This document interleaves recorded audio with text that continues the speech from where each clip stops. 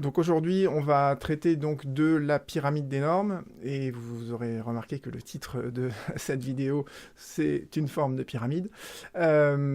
Et on va voir aussi quels sont les conflits qui apparaissent au sein de cette pyramide des normes, et notamment on va parler du principe de faveur, qui est un principe fondamental en droit du travail. Alors, quelles sont les sources du droit en droit du travail? Alors tout en haut, la norme la plus élevée, comme dans toutes les autres branches du droit, c'est la Constitution. La Constitution est ce qu'on appelle le bloc de constitutionnalité, je vous dirai quelques mots sur ce point-là. En dessous de la Constitution, vous trouvez les traités internationaux, et on range dans les traités internationaux également le droit européen. Alors, ça peut paraître paradoxal qu'on mette la Constitution au-dessus des traités. En réalité, c'est un peu du chauvinisme français, c'est-à-dire qu'on considère que la Constitution, c'est la norme la plus élevée, mais si jamais la Constitution elle est contraire à un traité, ben, on modifie la Constitution et ensuite on ratifie le traité. Voilà, donc c'est juste pour vous expliquer comment ça fonctionne. En dessous donc, de la Constitution, des traités internationaux, vous trouvez bien évidemment la loi. Et ce qui permet d'appliquer la loi, ce sont évidemment les décrets d'application.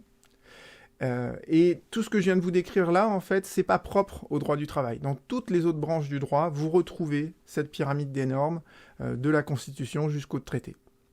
Mais ce qui nous intéresse, et ce qui est véritablement novateur en droit du travail, c'est les normes qui se situent en dessous de la loi et des décrets. Et qu'est-ce que vous avez en dessous de la loi et des décrets? Vous avez d'abord les conventions collectives. Et on va voir qu'il y a différentes conventions collectives qui s'échelonnent à différents niveaux et qui s'articulent entre elles. Vous avez également ce qu'on appelle les usages et les engagements unilatéraux de l'employeur. Ça, c'est une source de droit qui est assez importante en droit du travail, parce que souvent, en fait, l'employeur, faute de conclure une convention collective, il va instaurer quelque chose via un usage, via un engagement unilatéral. Et enfin, la norme la plus basse, c'est évidemment le contrat de travail. D'accord ? Dans le contrat de travail, il y a énormément de droits et d'obligations que le salarié va tirer de son contrat de travail. Alors une fois qu'on a décrit la pyramide des normes, d'une certaine manière, on n'a pas dit grand-chose, parce que en elle-même, la pyramide des normes, elle n'a pas grand intérêt.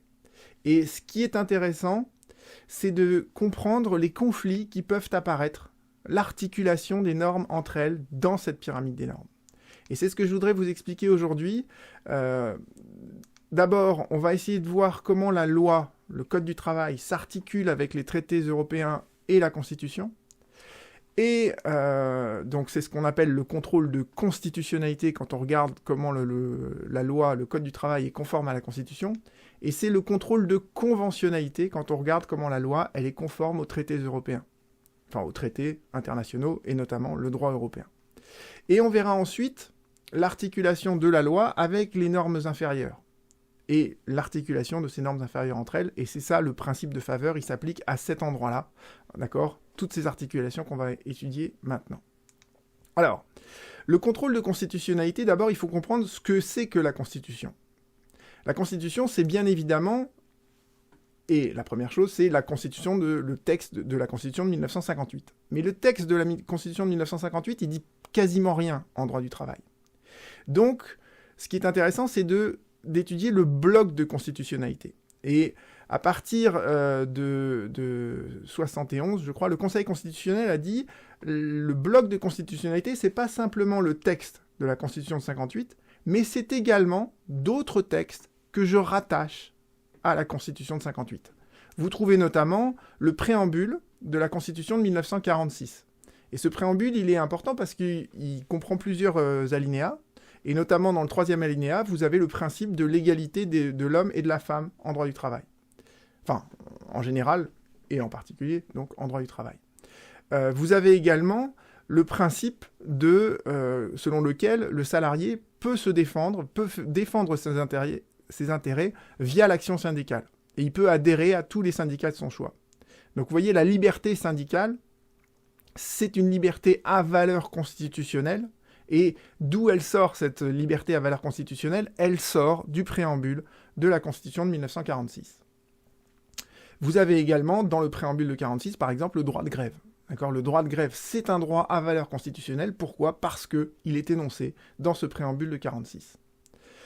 Dans le bloc de constitutionnalité, vous avez également la Déclaration des droits de l'homme de 1789, dans lequel vous retrouvez, par exemple, le principe d'égalité. Et enfin, dans ce bloc de constitutionnalité, vous avez ce qu'on appelle les principes à valeur constitutionnelle. Les principes à valeur constitutionnelle, ce sont des principes que le Conseil constitutionnel a dégagés progressivement dans sa jurisprudence. Donc vous voyez, le bloc de constitutionnalité, c'est tout ça. Et donc on va regarder comment la loi, le Code du travail, est conforme ou au contraire est contraire à ce bloc de constitutionnalité. Vous retrouvez d'ailleurs le bloc de constitutionnalité directement sur le site du Conseil constitutionnel. Je vous mettrai le lien dans le texte sous la vidéo. Et il y a un article sur Wikipédia qui est assez bien fait d'ailleurs sur le bloc de constitutionnalité si vous voulez étudier la question un peu plus en profondeur. Alors, qui est le juge de ce contrôle de constitutionnalité ? Ben, évidemment, c'est le Conseil constitutionnel. Et c'est très important de comprendre qu'il a un monopole sur le contrôle de constitutionnalité. D'accord ? La Cour de cassation et le Conseil d'État ne font pas de contrôle de constitutionnalité. Alors comment ce contrôle de constitutionnalité il s'opère ? Il peut s'opérer de deux manières. La manière classique, c'est le contrôle a priori. C'est-à-dire qu'une fois que la loi elle a été votée au Parlement, avant qu'elle ne soit promulguée, 60 parlementaires, députés ou sénateurs, peuvent saisir le Conseil constitutionnel et lui poser la question de savoir si tel ou tel nouvel article de la loi est conforme à la Constitution. Et le Conseil constitutionnel va statuer avant que la loi ne soit promulguée. Et soit il déclare la loi inconstitutionnelle, soit il la déclare constitutionnelle, soit il peut faire une chose qu'il fait de plus en plus maintenant, c'est déclarer la loi constitutionnelle sous réserve de l'interpréter comme il le dit. D'accord ? C'est ce qu'on appelle les réserves d'interprétation. Donc ça, c'est le contrôle a priori de constitutionnalité. Mais vous avez un autre contrôle qu'on appelle le contrôle a posteriori. C'est-à-dire que la loi, elle a été promulguée, et dans un litige, il y a une des deux parties qui dit « mais cet article de loi, je considère qu'il est inconstitutionnel ». Alors, quelques mots là-dessus, en fait. Est-ce que ça se présente fréquemment, les QPC ? D'accord ? La QPC, c'est quand même quelque chose d'assez exceptionnel. Pourquoi ? Parce que généralement, dans un procès, en fait, la loi, vous voyez, elle est générale et abstraite. Et ce que vous allez essayer de faire, c'est d'interpréter la loi pour qu'elle soit applicable en votre faveur dans le procès qui vous oppose à quelqu'un d'autre. Mais parfois, la loi, elle est parfaitement claire, parfaitement précise, et elle ne nécessite aucune interprétation. Et dans ce cas-là, si la loi qu'on va vous opposer, elle est ouvertement, elle va vous faire perdre quoi qu'il arrive, eh bien la tentation, elle est forte de poser une QPC et de dire cet article de loi, il est inconstitutionnel. Et pourquoi c'est intéressant de le faire ? Parce que si jamais la QPC, elle est jugée comme étant pertinente, eh bien le Conseil constitutionnel va dire cet article de loi, je l'annule, il est inconstitutionnel, je l'annule, donc vous ne pouvez pas l'appliquer dans le cadre de ce procès. Et vous voyez bien que celui qui a posé la QPC, eh bien dans ces cas-là, il est sûr de gagner son procès puisque la loi n'existe plus et on ne peut plus lui opposer l'existence de cette loi. Donc voilà, ça c'est pour la QPC. En droit du travail, en droit de la Sécu, il n'y en a pas fréquemment. Il y en a beaucoup en droit pénal dans les procès un peu médiatiques parce que, évidemment, en droit pénal, si l'article du code pénal fait que vous allez être condamné, si vous arrivez à le faire annuler, ben, vous avez gagné votre procès. Et comme je vous le disais tout à l'heure, la Cour de cassation et le Conseil d'État ne contrôlent pas la constitutionnalité d'une loi. Donc en fait, quand vous posez une QPC, elle est transmise au Conseil d'État ou à la Cour de cassation, et si le Conseil d'État et la Cour de cassation considèrent que la question elle est sérieuse, ils renvoient la question au Conseil constitutionnel, et c'est lui qui statue en dernier lieu. D'accord ? Donc il faut bien retenir que le seul juge de la constitutionnalité du Code du travail et du Code de la sécurité sociale, c'est le Conseil constitutionnel, ce n'est jamais la Cour de cassation ni le Conseil d'État. Quelques mots maintenant sur les conventions internationales. Alors, les conventions internationales, je vous donnerai les plus importantes, d'accord ? Vous avez d'abord les conventions de l'OIT, de l'Organisation internationale du travail. Je vous donne comme exemple la Convention 158 parce que vous allez voir, on va en reparler tout au long du semestre, notamment à propos des barèmes Macron. D'accord, la Convention 158, elle vous dit que dans le cadre d'un licenciement, le juge doit être en mesure de proposer aux salariés une réparation appropriée, une indemnisation adéquate. Et toute la problématique des barèmes Macron, c'est de savoir est-ce que cet article du Code du travail, c'est une indemnisation adéquate, c'est une réparation appropriée. Donc vous avez les conventions de l'OIT qui sont importantes, et vous avez aussi 2 conventions du Conseil de l'Europe qui reviennent souvent, et évidemment la Convention de sauvegarde des droits de l'homme et des libertés fondamentales, la CESDH ou la CEDH, d'accord, dans laquelle vous retrouverez par exemple le principe d'égalité, le principe de non-discrimination. Et vous avez également la Charte sociale européenne. La Charte sociale européenne, on en reparlera à nouveau à propos des barèmes Macron, puisqu'elle dit à peu près la même chose que la Convention 158 de l'OIT. Et enfin, une des sources très importantes de droit international en droit du travail, c'est le droit européen. Alors vous avez les règlements et les directives. Je vous rappelle la différence entre les deux. Le règlement, il est d'application directe. Dès que le règlement a été promulgué, vous pouvez l'invoquer directement. Les directives, elles ne peuvent pas, a priori, être invoquées directement. Elles supposent que le législateur français a promulgué une loi en application de cette directive. D'accord ? Et dernière chose aussi qui est très importante comme source de droit au niveau européen, c'est la jurisprudence de la Cour de justice de l'Union européenne. Et la Cour de cassation et le Conseil d'État, ils s'inclinent en fait devant la jurisprudence de la CJUE. Et vous verrez souvent dans les arrêts du Conseil d'État et de la Cour de cassation, ces juridictions qui écrivent dans leurs décisions, la CJUE dans cet arrêt a dit pour droit que... Et après, le Conseil d'État et la Cour de cassation appliquent cette jurisprudence. On en reparlera notamment à propos des CDD, puisqu'il y a eu un arrêt important de la Cour de cassation, où la Cour de cassation a véritablement voulu s'incliner devant un arrêt de la CJUE. Alors, le contrôle de conventionnalité. Je vous ai parlé tout à l'heure du contrôle de constitutionnalité. Maintenant, voyons le contrôle de conventionnalité. Alors, qui sont les juges de ce contrôle de conventionnalité? Vous avez évidemment la Cour de cassation, d'accord, c'est elle qui, dans un procès, va pouvoir dire, eh bien, tel article de la loi, du Code du travail, ou de la partie réglementaire du Code du travail, je considère qu'elle est contraire à une directive, à un règlement, à une convention de l'OIT. Vous avez également le même schéma qui se produit avec le Conseil d'État. Et, chose très importante à retenir, le Conseil constitutionnel ne fait pas de contrôle de conventionnalité. D'accord ? Donc, la Cour de cassation et le Conseil d'État, ils ont le monopole de ce contrôle de conventionnalité et le Conseil constitutionnel ne fait jamais de contrôle de conventionnalité. Il se concentre sur le contrôle de constitutionnalité et c'est déjà suffisant. Alors, quel est le résultat de ce contrôle de conventionnalité ? Qu'est-ce qui se passe quand une question se pose de la conformité du Code du travail vis-à-vis d'un règlement, d'une directive, d'une jurisprudence de la CJUE ? Eh bien, 2 résultats peuvent se produire. Le premier résultat, c'est que le Code du travail se trouve paralysé. C'est-à-dire que le juge décide de ne pas appliquer le Code du travail.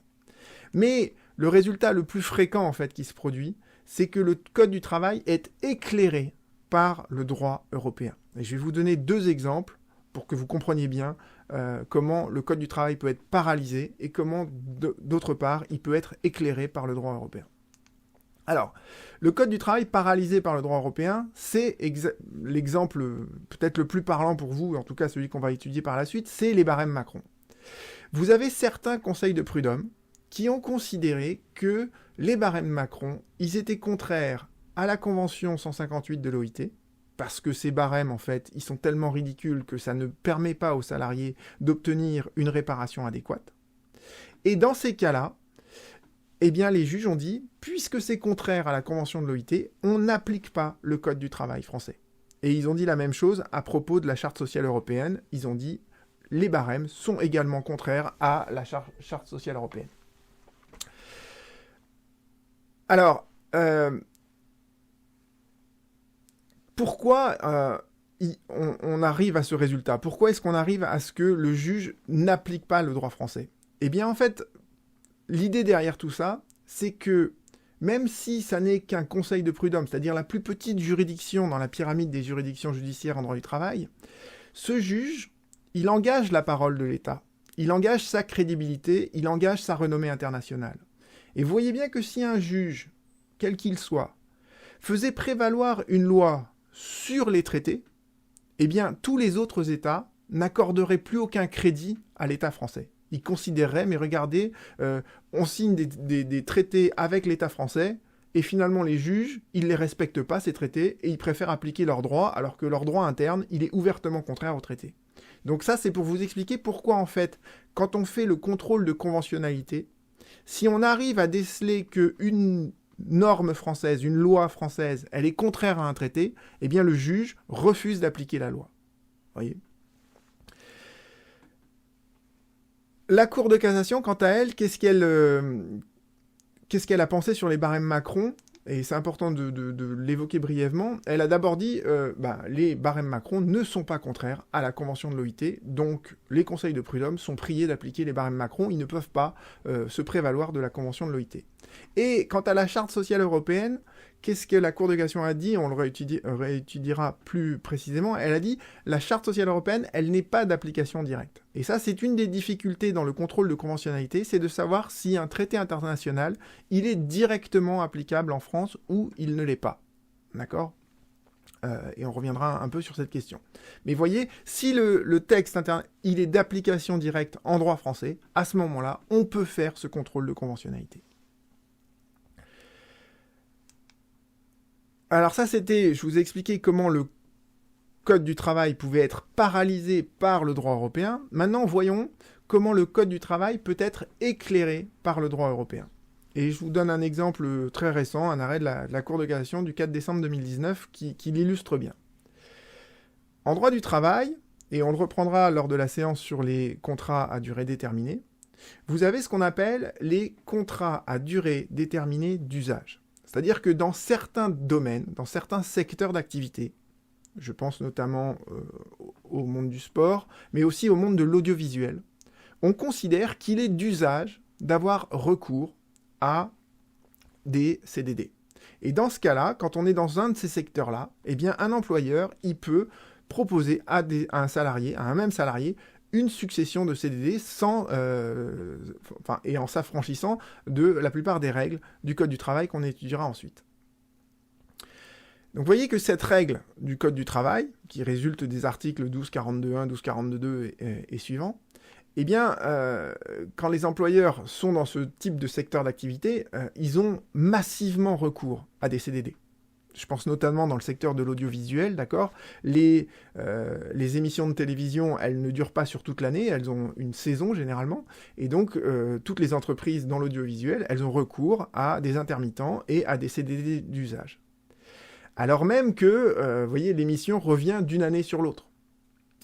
Pour, là en l'occurrence, c'était un club de rugby. Le club de rugby, il embauche ses joueurs en CDD, en disant, les joueurs, ils ne jouent que pendant la saison des matchs de rugby. Et pendant le reste du temps, on n'a pas besoin d'eux, donc c'est pas des salariés du club. Donc c'est pour ça que dans certains secteurs d'activité, vous avez un recours massif à ce qu'on appelle les CDD d'usage. Et vous voyez que la loi française, elle se contente simplement de dire ça. Elle dit dans certains secteurs d'activité, vous pouvez avoir des CDD d'usage. Donc la Cour de cassation, dans cet arrêt, elle vous rappelle d'abord ce que c'est que le droit du travail français, avec cette règle dont on ne sait pas comment on va vraiment concrètement l'appliquer. Et ensuite, dans cet arrêt, elle évoque la directive de 99, et cette directive de 99, elle a un principe qui est de lutter contre les abus résultant d'une utilisation trop fréquente des CDD. Et qu'est-ce qu'elle nous dit, cette directive ?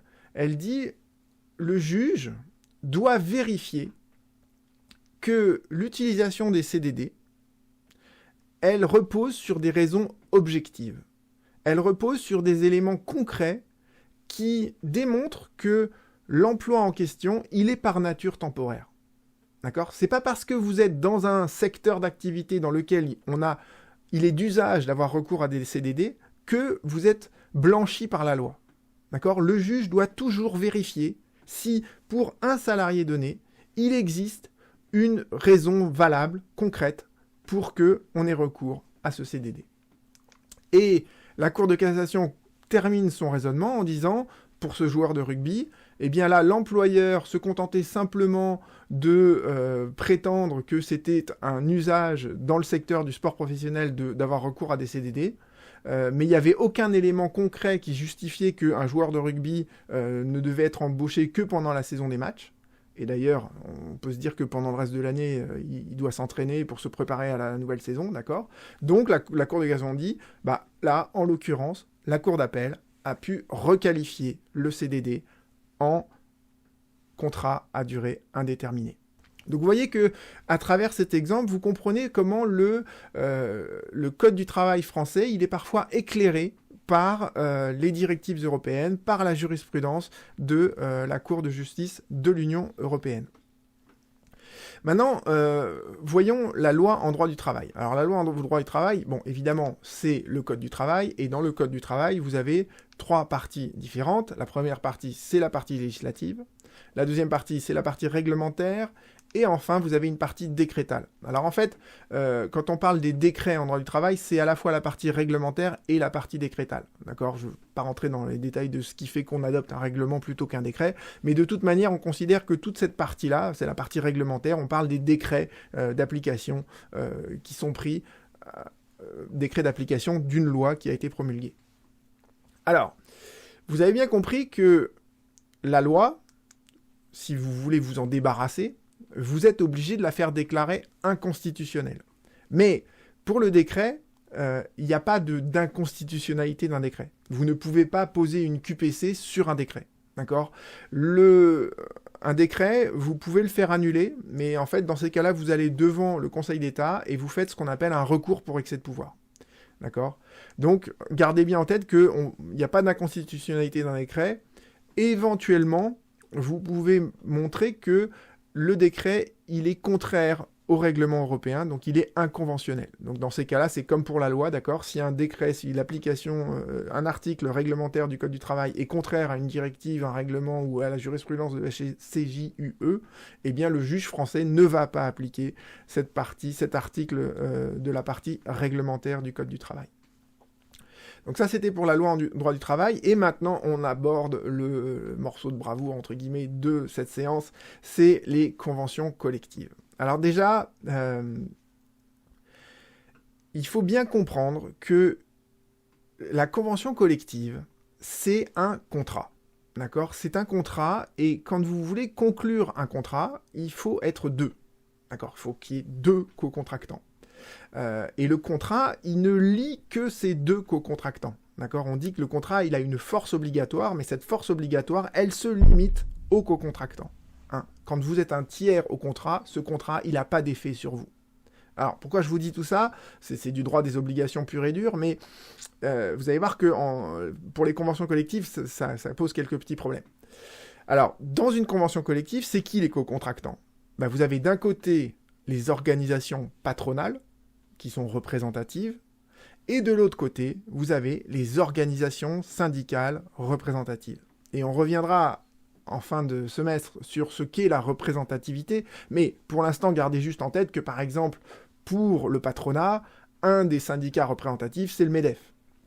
Pour les organisations syndicales, vous avez la CGT, la CFDT, ce sont des organisations représentatives. Et le MEDEF et la CGT et la CFDT se retrouvent et y concluent ce qu'on appelle une convention collective. Alors, il y a différentes conventions collectives et elles ne produisent pas toutes le même effet. Les conventions les plus élevées, c'est ce qu'on appelle les accords interprofessionnels. Mais l'accord interprofessionnel, une fois qu'il est conclu, vous voyez, il ne produit d'effet qu'au regard de toutes les entreprises qui ont adhéré au MEDEF et de toutes les salariés qui ont adhéré à la CGT, à la CFDT, enfin en gros à tous ceux qui ont signé la convention collective.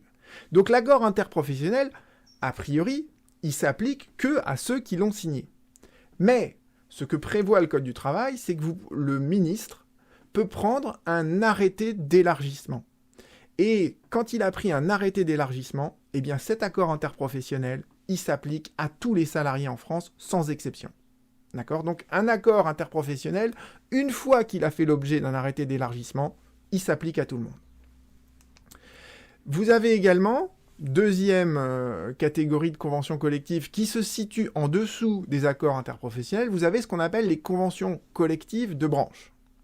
Alors les conventions collectives de branche, encore une fois, elles ne lient au moment où elles sont conclues que les entreprises qui ont adhéré au syndicat, à l'organisation patronale qui a signé la convention collective, et donc elles ne s'appliquent pas à toutes les entreprises de la branche.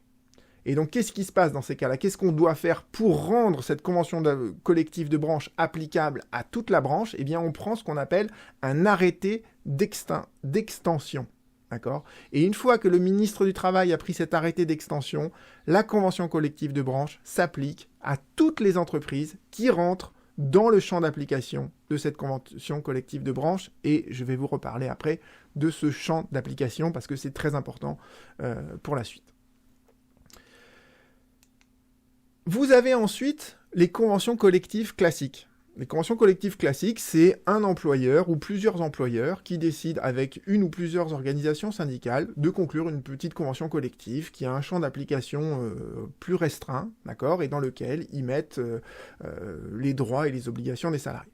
D'accord ? Donc c'est un champ d'application qui est moins large que la convention collective de branche. Et tout en bas de ces conventions collectives, vous avez ce qu'on appelle les conventions d'entreprise. Ce qu'on appelle aussi les accords d'entreprise. D'accord ? Le convention d'entreprise, c'est le terme qui est utilisé dans le Code du travail, mais généralement dans le langage courant en droit du travail, on appelle ça les accords d'entreprise. Et les accords d'entreprise, eh bien en fait, ils se déclinent en fonction de la taille de votre entreprise. C'est-à-dire que si vous avez un groupe, par exemple Total, ils ont un accord d'entreprise de groupe. Mais vous avez aussi des entreprises qui se suffisent à elles-mêmes, d'accord ? Où il n'y a pas de filiale, il n'y a pas d'établissement distinct et tout. Donc là, dans ces cas-là, on fait juste un accord d'entreprise. Et enfin, vous pouvez avoir des entreprises qui, sans être dans un groupe avec des filiales, ça va être une entreprise qui aura différents établissements en France. D'accord ? Donc l'établissement, c'est pas une personne morale en soi, d'accord ? C'est juste un endroit, genre une usine à tel endroit qui constitue un établissement. Et donc vous pouvez avoir aussi des accords d'établissement. D'accord ? Donc vous avez dans les conventions d'entreprise les accords de groupe, les accords d'entreprise classiques et les accords d'établissement. Donc avec ça, vous avez toute la hiérarchie, en fait, synthétisée des conventions collectives. Quelques mots sur les accords interprofessionnels. Et ça va rejoindre donc une question qui vous était posée. Les accords interprofessionnels, ils interviennent sur quoi ? Ils interviennent sur des problématiques qui sont transversales. Je vous donne un exemple qui est sans doute le plus connu, c'est l'accord national interprofessionnel de 2008 sur la prévoyance. C'est quoi en deux mots dans cet accord, qu'est-ce qu'on a dit ? On a dit, voilà, quand le salarié part de l'entreprise, jusqu'à cet accord, en fait, il perdait un ensemble de droits comme la mutuelle de l'entreprise, ses droits individuels de formation qu'il avait acquis tout au long de son contrat de travail. Et c'est un peu paradoxal parce que finalement, l'employeur, vous voyez, il a cotisé pour la complémentaire de tous ses salariés pour une année entière. Donc on ne voit pas très bien pourquoi le salarié qui quitte l'entreprise en plein milieu de l'année devrait perdre les droits à sa complémentaire santé jusqu'à la fin de l'année. De la même manière, il a acquis des droits à la formation individuelle tout au long de la relation de travail. Il n'a pas eu le temps, pendant qu'il était avec son employeur, de suivre des formations et donc d'épuiser son compte de formation, tous les crédits qu'il avait accumulés. C'est moche, entre guillemets, qu'il perde tout parce qu'il quitte l'entreprise. Donc avec cet accord national interprofessionnel, les partenaires sociaux se sont mis d'accord pour que quand le salarié part de l'entreprise, eh bien, il va pouvoir garder certaines garanties comme la mutuelle santé et son fameux DIF. D'accord ? Donc ça, vous avez des accords nationaux interprofessionnels sur des problématiques transversales comme celle-ci.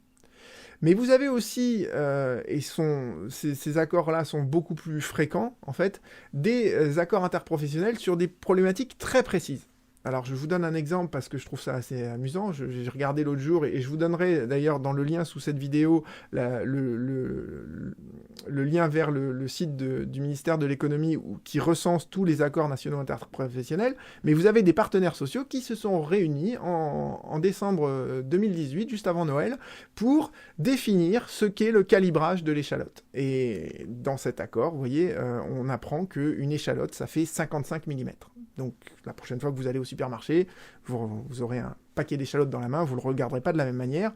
Et ce qui est un peu étrange, c'est qu'on se demande mais si elle fait 56 mm, qu'est-ce que c'est ? Vous voyez, bon, peu importe. Mais c'est très utilisé dans le monde agricole. Et pourquoi je vous parle de ça ? C'est que, en fait, vous voyez que les deux exemples que je vous ai donnés, on arrive en France à conclure des accords nationaux interprofessionnels sur des problématiques qui ne font pas l'objet d'un débat conflictuel. D'accord ? La prévoyance, ça coûtait rien à l'employeur, au MEDEF, de signer cet accord-là. Et évidemment, la CGT et la CFDT, ils étaient pour cet accord-là parce que c'était des droits en plus aux salariés. Donc on peut se mettre d'accord sur des problématiques transversales où les enjeux ne sont pas polémiques. On peut également se mettre d'accord sur le calibrage de l'échalote parce que, en termes de montant du PIB français, ça ne représente pas grand-chose. Mais en France, on n'arrivera jamais à conclure un accord national interprofessionnel sur le licenciement ou sur la réforme des retraites, par la même occasion d'ailleurs. Parce que ça, c'est des sujets qui sont extrêmement polémiques et le problème en France que l'on a, c'est qu'il y a un morcellement des organisations syndicales salariales. D'accord ? Il y a trop de syndicats qui représentent les salariés. Et à cause de ce morcellement, eh bien, en fait, vous avez un syndicalisme de posture. D'accord ? La CGT, c'en est l'exemple type, ils ont des postures extrêmement à gauche. Et vous voyez bien que quand la CGT, elle est en train de brandir le fait qu'on ne devrait pas pouvoir licencier quelqu'un, c'est évidemment impossible qu'ils se mettent à la table, autour d'une table avec le MEDEF, pour signer un accord national interprofessionnel où ils vont faire un pas en avant pour que le MEDEF fasse un pas en avant aussi. Donc en fait, les accords nationaux interprofessionnels, malheureusement en France, on n'en a pas suffisamment, et surtout on n'en a pas sur des problématiques qui seraient intéressantes, comme la réforme des retraites, vous voyez. Et je pense qu'il n'y aura jamais d'accord qui sera possible malgré toutes les négociations qui sont à l'heure actuelle entreprises par le gouvernement.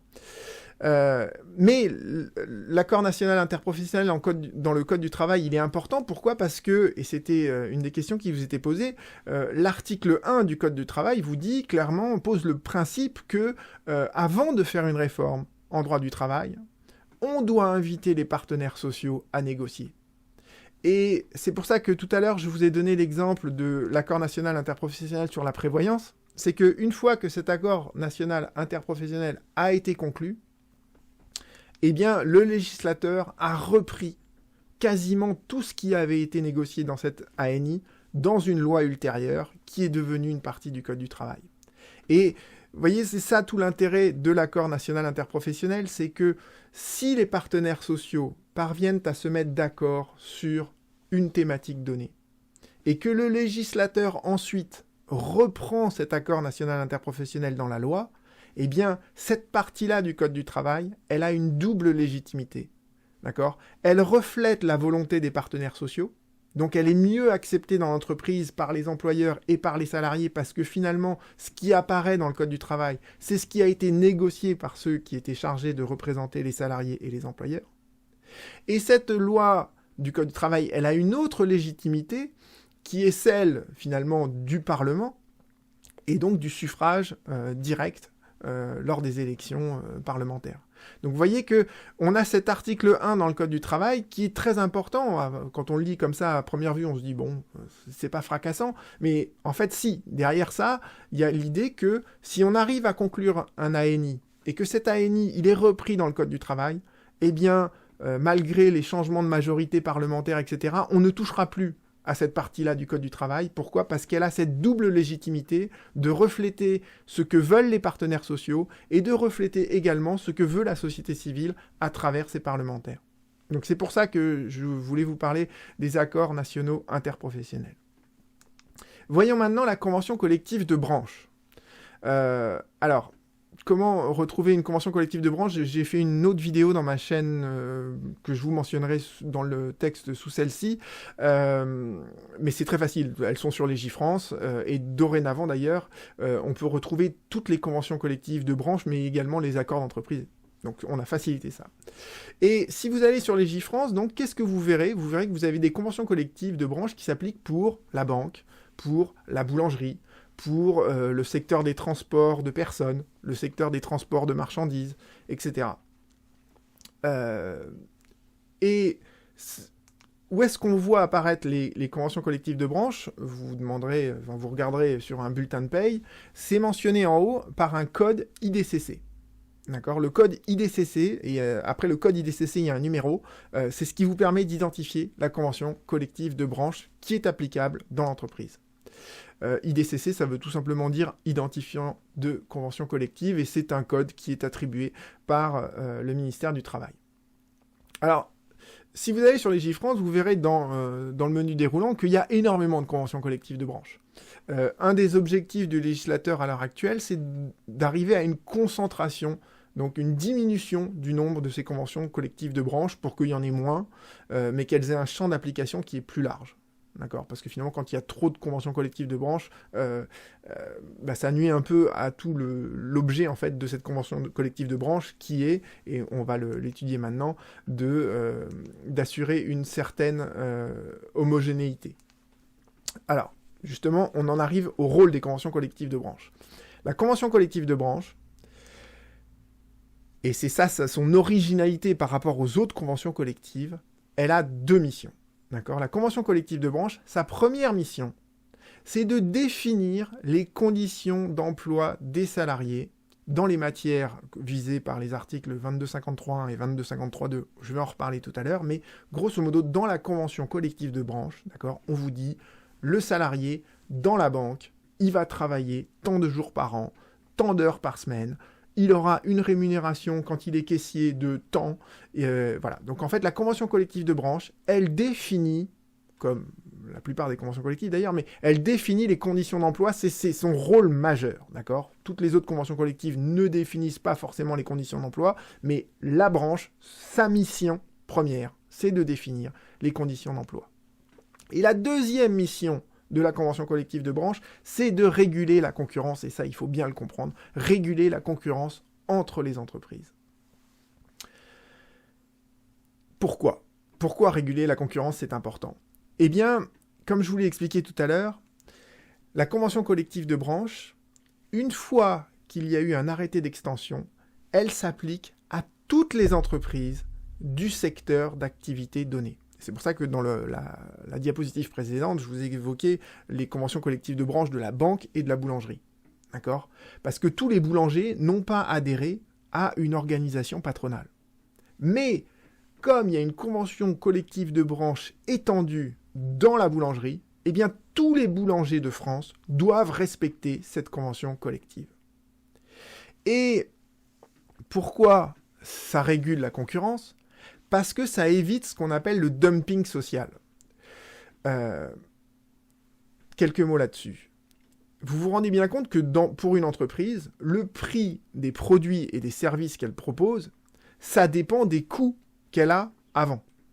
D'accord ? Et dans une entreprise, un des éléments, une des charges les plus importantes, c'est la masse salariale. C'est le montant de tous les salaires qui sont versés aux salariés.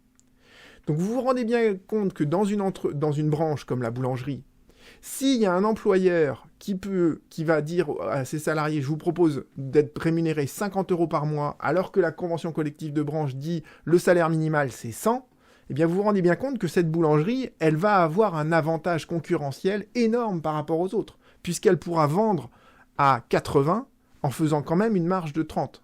D'accord ? Donc la convention collective de branche, une fois qu'elle est étendue, elle dit toutes les entreprises devront payer leurs salariés 100, et donc vous pourrez vendre vos produits à 130, à 120, mais vous ne pourrez jamais les vendre en dessous du prix de 100, puisque ça voudrait dire que vous vendez à perte. D'accord ? Donc c'est ça l'objectif de la branche, c'est de réguler la concurrence, de s'assurer qu'il n'y a pas un dumping social qui permettrait d'exploiter les salariés d'un côté pour gagner des parts de marché de l'autre, de manière qui n'est pas concurrentielle. Donc vous voyez bien, à travers cette mission de la convention collective de branche, qu'il y a deux objectifs fondamentaux dans la convention collective. Premièrement, assurer l'égalité des salariés entre eux, et d'autre part, réguler la concurrence. J'ai une question qui vient de m'être posée. Est-ce qu'il y a moyen qu'une entreprise refuse les conditions d'une convention collective? Alors, si on est en présence d'une convention collective de branche, non. D'accord ? Un boulanger qui s'installe, il ne peut pas dire « je ne veux pas appliquer la convention collective de branche ».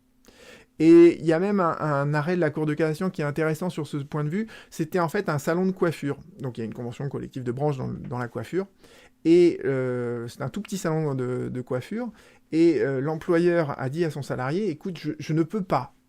Les résultats du salon de coiffure sont tellement faibles, je ne peux pas te payer le minima conventionnel qui est prévu dans la convention collective de la coiffure. Donc, on se met d'accord, on signe un avenant au contrat de travail dans lequel tu acceptes d'être payé moins que le minima conventionnel et sinon, je suis obligé de te licencier parce que je n'ai simplement pas assez de chiffre d'affaires. » Et après, bon, évidemment, le salarié se retrouve devant l'employeur, devant le conseil de prud'homme, et la question s'était posée de dire, mais dans une situation comme celle-ci, où il n'est pas contesté que l'employeur ne pouvait effectivement pas verser le minima conventionnel, est-ce que le salarié et l'employeur pouvaient se mettre d'accord pour que la rémunération versée au salarié soit inférieure au minima conventionnel?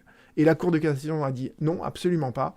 C'est une convention collective de branche qui a été étendue. Elle s'applique dans l'entreprise quoi qu'il arrive. Et la volonté du salarié et de l'employeur de conclure un avenant au contrat de travail, elle est impuissante à écarter l'application de la convention collective. Donc j'espère que ça répond à votre question.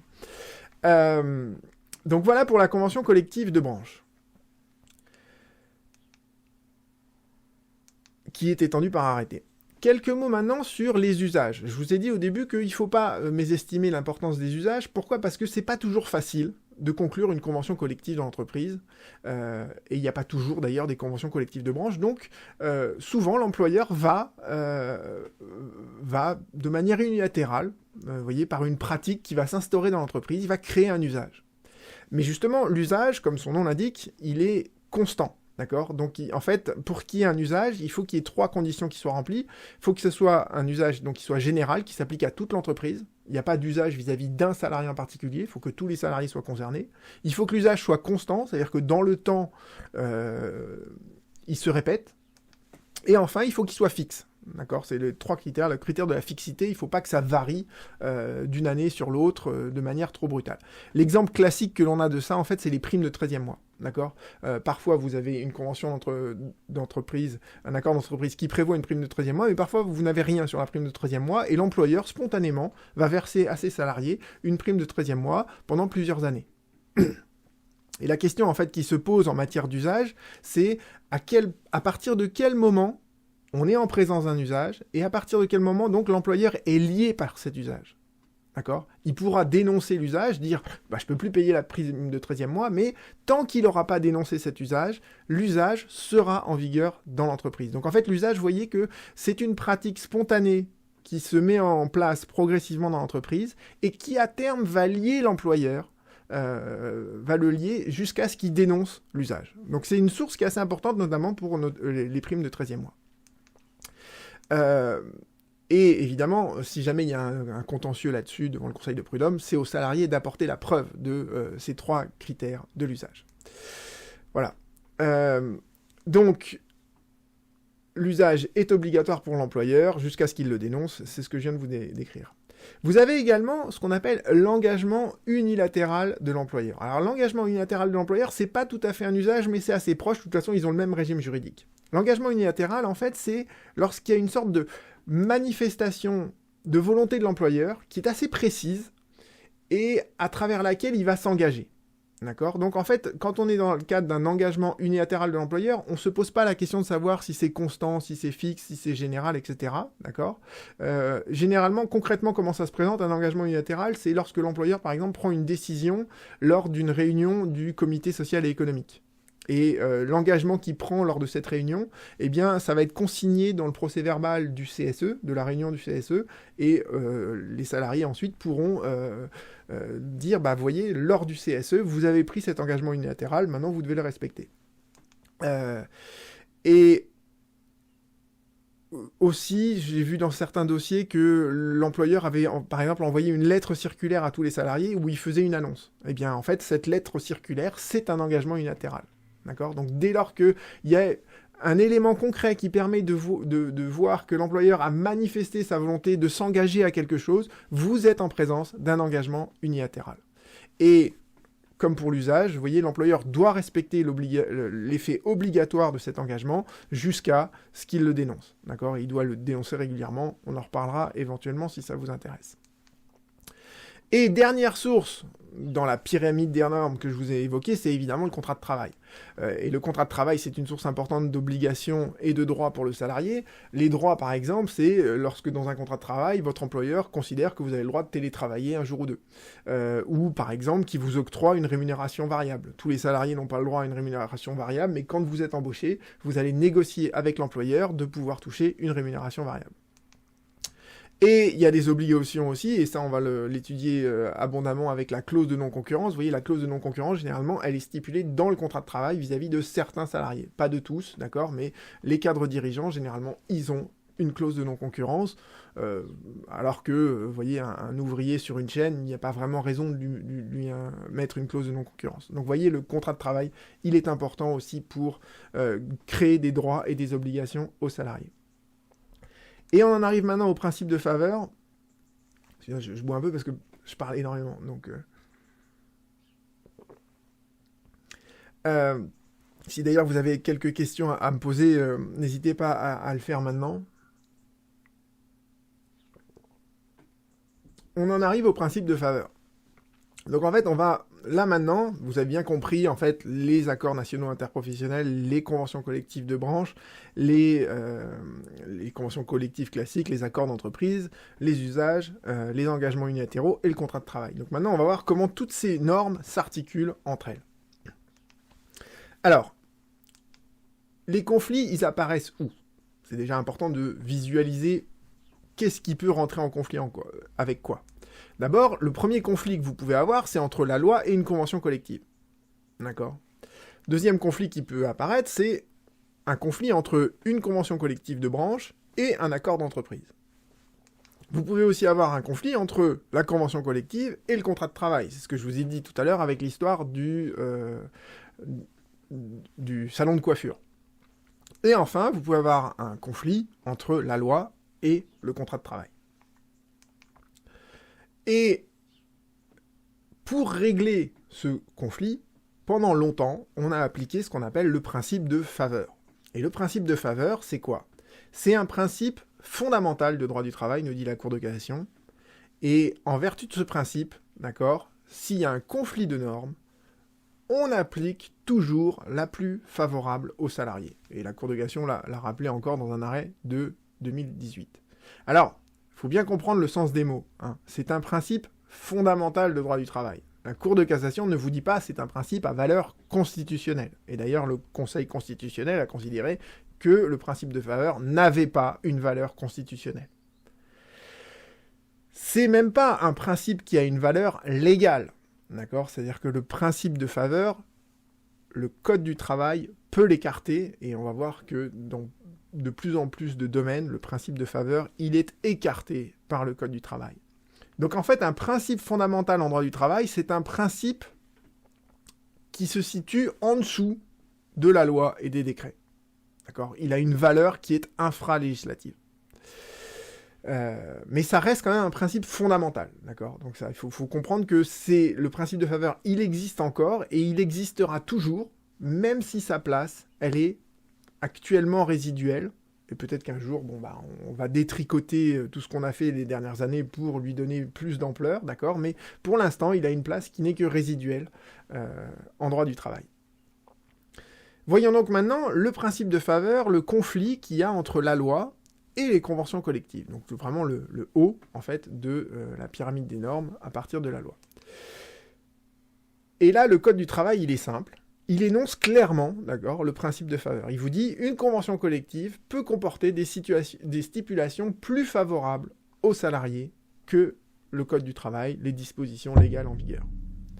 Mais il y a un deuxième alinéa où on vous dit, en revanche, la convention collective, elle ne peut quand même pas déroger à ce qui, dans le Code du travail, est d'ordre public. Donc il y a des matières dans lesquelles, même si on veut être plus favorable avec une convention collective, c'est pas possible. Alors c'est quoi ces dispositions qui sont d'ordre public ? Quand on regarde la jurisprudence de la Cour de cassation, on se rend compte que c'est tout ce qui a, par exemple, trait à la protection de la maternité. Donc ça, vous voyez, sur la protection de la femme enceinte, les partenaires sociaux, ils n'ont rien à dire. Tout est dans le Code du travail et ça reste dans le Code du travail.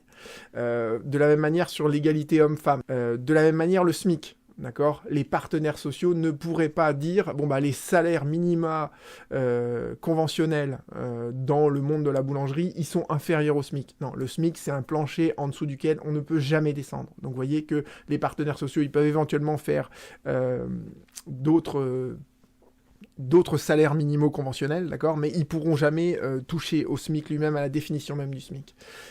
Et pareil pour les libertés individuelles des salariés, vous voyez, c'est tout ce domaine-là, en fait, les partenaires sociaux ne peuvent pas, à travers un accord collectif, moduler ou conditionner, en fait, l'exercice des libertés individuelles des salariés.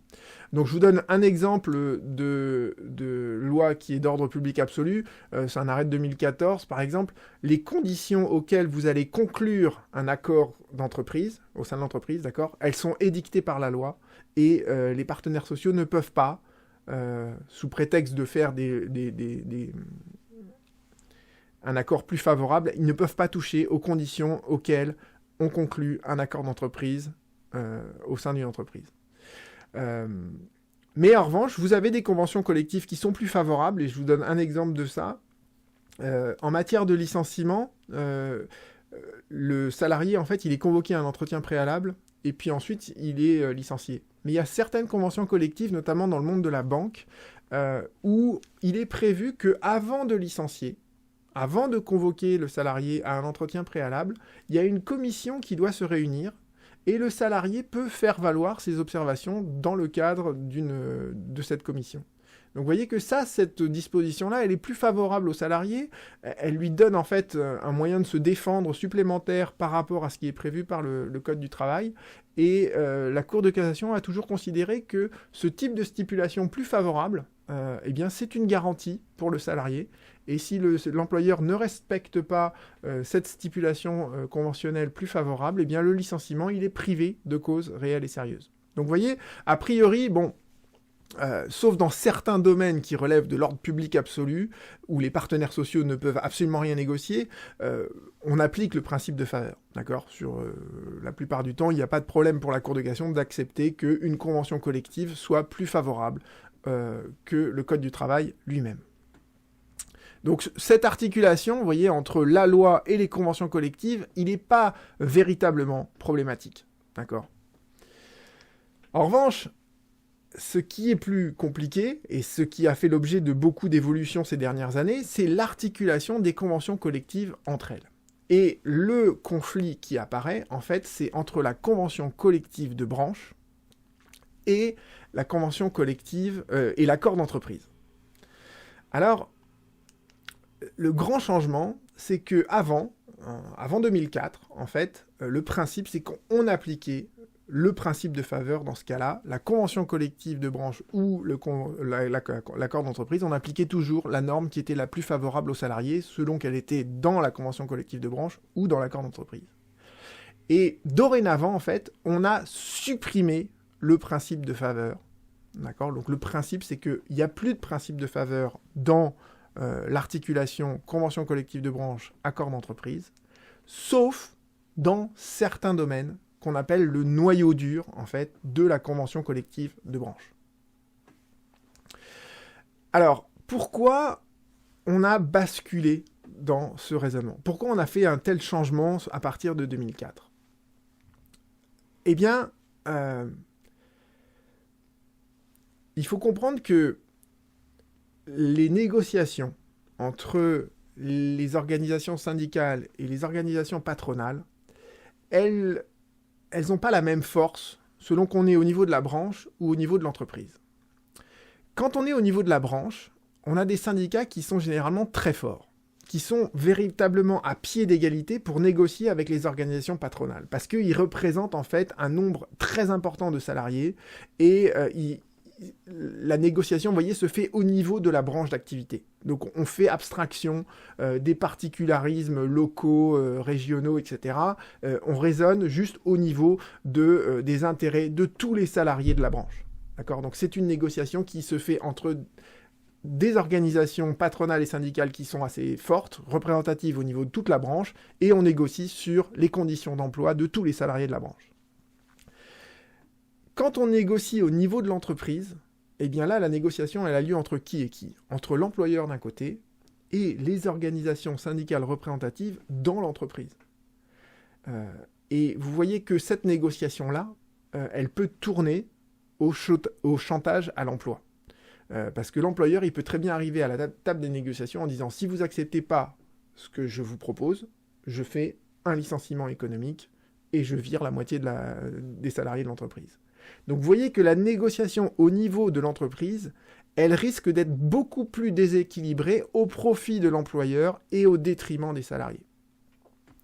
Et donc c'est pour ça que pendant longtemps, on a considéré que, on applique le principe de faveur classiquement, c'est-à-dire que si c'est dans la branche, si c'est plus favorable dans la branche, on applique la branche, et si c'est plus favorable dans l'accord d'entreprise, on applique l'accord d'entreprise, mais généralement, c'était toujours plus favorable dans la branche, d'accord ? Parce que au niveau de la branche, la négociation était beaucoup plus sur un pied d'égalité, alors que dans l'entreprise, parfois, justement, les accords qui étaient conclus, ils étaient défavorables aux salariés.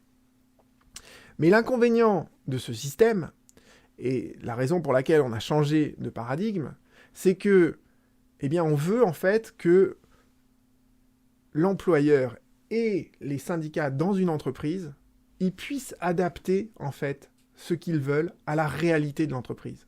Donc plus on négocie bas, plus on est proche de la réalité. D'accord ? Et c'est ça qui explique ce changement. Certes, la négociation au niveau de l'entreprise, elle est peut-être déséquilibrée, il y a peut-être un chantage à l'emploi, mais au moins, cette négociation, elle sera proche de la réalité d'une entreprise donnée, alors qu'au niveau de la branche, on ne sait pas ce qui se passe dans chacune des entreprises.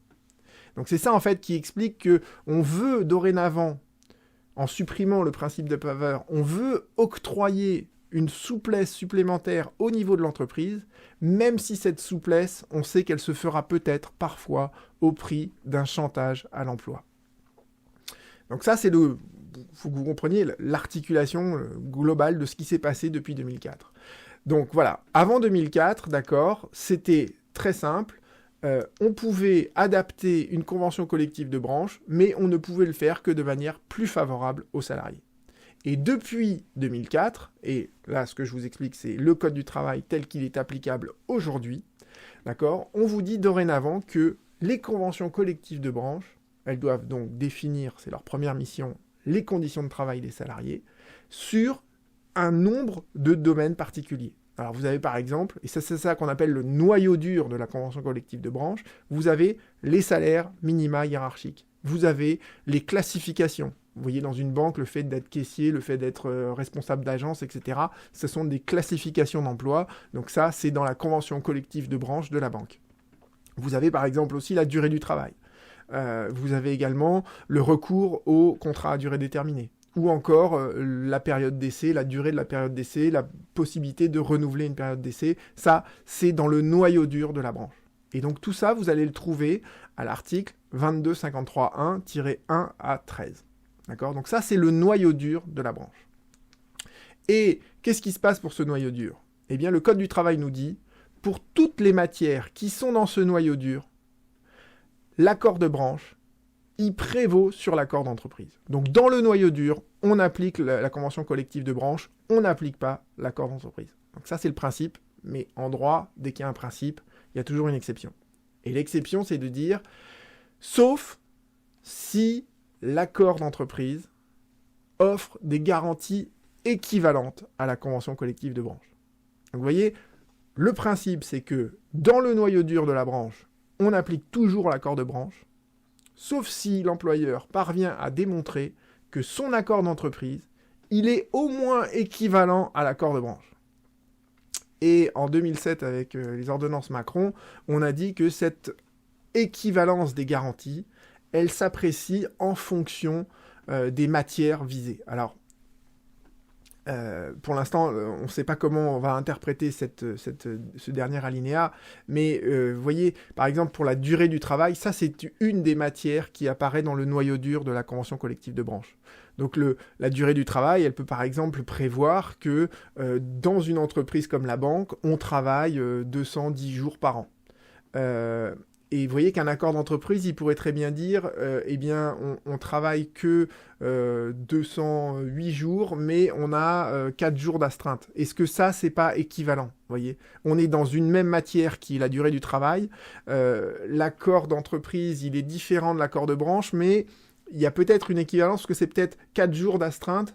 Ça représente peut-être moins que 2 jours de travail complet. Donc, vous voyez, c'est là qu'on va pouvoir se poser la question de l'équivalence. Mais le principe, c'est que tant qu'on est dans le noyau dur de la branche, dans les 1 à 13 de l'article en question que je vous ai énuméré tout à l'heure, l'accord de branche, il prévaut sur l'accord d'entreprise, sauf si l'employeur arrive à démontrer que ce qui a été négocié dans l'accord d'entreprise, c'est au moins équivalent à ce qui est dans l'accord de branche. Donc voilà l'articulation des deux. Et c'est ce que nous dit l'article donc 2253.1. Mais qu'est-ce qui se passe quand on est en dehors du noyau dur que je vous ai expliqué? Eh bien, quand on est en dehors du noyau dur, d'accord, dans toutes les autres matières qui ne sont pas dans le noyau dur, eh bien, on applique l'accord d'entreprise et on ne tient pas compte de ce qu'il y a dans l'accord de branche. Et s'il n'y a pas d'accord d'entreprise, bon, bah, bien évidemment, on applique l'accord de branche. Mais si on n'est pas dans le noyau dur, d'accord, l'accord d'entreprise fait ce qu'il veut et c'est lui qui prévaut, d'accord, sur l'accord de branche. Et ça vous montre bien que, voilà, dorénavant, on considère que l'accord d'entreprise, ça devient la norme dans les relations collectives, la norme de base, d'accord. Les partenaires sociaux, l'employeur et les organisations syndicales représentatives, ils connaissent la réalité de l'entreprise, ils sont amenés à négocier. Et s'ils parviennent à conclure un accord d'entreprise, eh bien cet accord d'entreprise, vous voyez, il a la légitimité absolue de refléter la réalité de l'entreprise et de refléter aussi la volonté des salariés de cette entreprise qui ont pu négocier avec l'employeur. Voilà l'idée derrière la primauté que l'on donne dorénavant à l'accord d'entreprise sur l'accord de branche. Donc ça, c'était la partie un peu compliquée. Maintenant, on va faire quelque chose de beaucoup plus simple. Le principe de faveur avec l'usage, d'accord? Eh bien, pour l'usage, et comme pour l'engagement unilatéral, c'est très simple, d'accord? On applique classiquement le principe de faveur. L'usage, il ne peut pas être moins favorable que la loi, d'accord? Évidemment que l'employeur ne peut pas unilatéralement imposer aux salariés des conditions de travail qui sont contraires au Code du travail. Il ne peut pas être moins favorable que la convention collective de branche, ni a fortiori qu'un accord d'entreprise, ou même que le contrat de travail. Et de la même manière, pour l'engagement unilatéral, d'accord, on applique classiquement le principe de faveur, il ne peut pas être moins favorable que la loi, et il ne peut qu'accorder des avantages supplémentaires à ceux qui résultent des conventions et des accords collectifs. Et il ne peut pas être moins favorable que le contrat de travail. Et j'en arrive enfin au principe entre le conflit entre la convention collective et le contrat de travail. Donc ce conflit-là, en fait, il faut envisager deux hypothèses, d'accord? Quand tout va bien, comment on règle ce conflit? Eh bien, on considère que on applique toujours la norme qui est la plus favorable. C'est-à-dire que si la convention collective, elle est plus favorable que le contrat de travail, on va appliquer la convention collective. En revanche, si le contrat de travail est plus favorable que la convention collective, on applique le contrat de travail. Je vous donne deux exemples très simples. Vous avez conclu un contrat de travail dans lequel on vous dit que votre rémunération, c'est de 100. D'accord? Et puis un jour, les partenaires sociaux concluent une convention collective dans laquelle la rémunération de base, pour l'emploi que vous avez, elle est de 150. Eh bien, dans ces cas-là, l'employeur ne pourra pas dire « Bah oui, mais nous, on s'est mis d'accord dans le contrat de travail sur 100, donc je vous paye 100 ». Non. d'emblée, si la convention collective dit que la rémunération pour votre emploi c'est 150, et ben vous bénéficierez automatiquement de l'application de cette convention collective, d'accord? On n'appliquera pas le contrat de travail, on appliquera directement la convention collective. À l'inverse, d'accord, la convention collective, elle peut très bien dire que votre rémunération pour un emploi donné, c'est 250, mais vous pouvez avoir un employeur qui vous dit, ben moi je vous embauche, mais vous êtes tellement bon que je vous propose un salaire de 200. Eh bien, l'employeur ne pourra pas ultérieurement dire, oui, mais attendez, on va laisser tomber le contrat de travail et on va appliquer la convention collective, d'accord? Donc, quand tout va bien, quand il n'y a pas de problème dans l'entreprise, on applique le principe de faveur classiquement, c'est-à-dire qu'on prend toujours la norme qui est la plus favorable et on l'applique aux salariés. Mais les choses peuvent aller mal, d'accord? Et ça, c'est une des grandes nouveautés des ordonnances Macron, c'est que vous avez en fait ce qu'on appelle les accords de performance collective. D'accord? Qu'est-ce que c'est qu'un accord de performance collective? Tout est évoqué à l'article 2254.2 du Code du travail.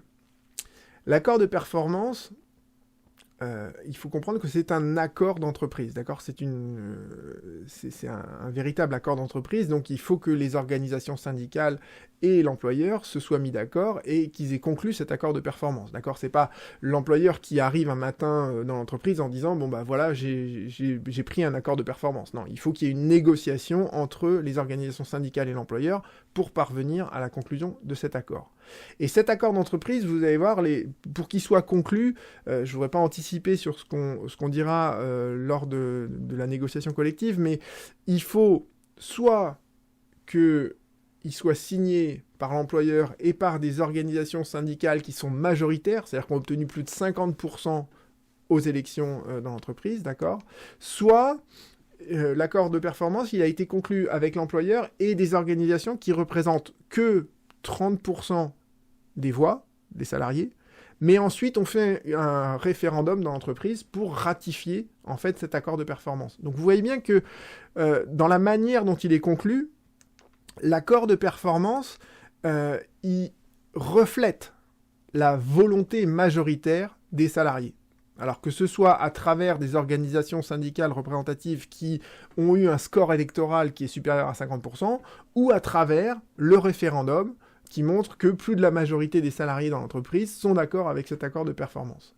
Et si l'employeur arrive à conclure un accord de performance, eh bien l'idée derrière tout ça, depuis les ordonnances Macron de 2017, c'est que cette volonté majoritaire, elle va primer sur la volonté individuelle de tel ou tel salarié. Et donc, qu'est-ce qu'il y a dans un accord de performance? Dans un accord de performance, l'employeur peut, avec les organisations syndicales, peuvent décider d'augmenter, par exemple, la durée du travail. Dire, bon bah voilà, pour se sortir de la situation dans laquelle on est, il va falloir travailler plus.